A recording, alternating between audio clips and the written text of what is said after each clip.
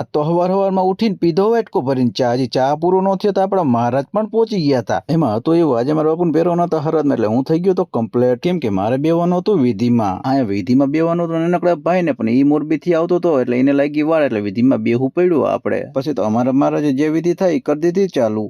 ભગીરથિયારી વિપ્રામ એમને 3 વાર બોલવાનું, 3 વાર સાચવાનું.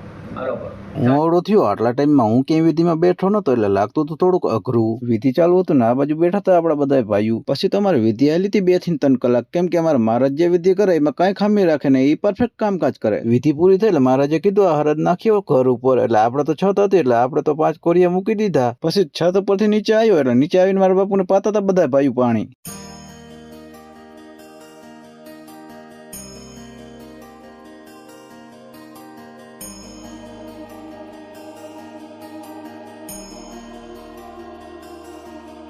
પછી તો આપણું કામકાજ બધું પતી ગયું, તો લઈ લીધા બધા ભાઈઓના સીન અને કહી દીધું હાલો તમે કહી દો સબસ્ક્રાઇબ કરે એવું બધાને. પણ આ ખવરીએ તો કઈ ન બોલ્યા. હાલો હું કહી દઉં સબસ્ક્રાઇબ.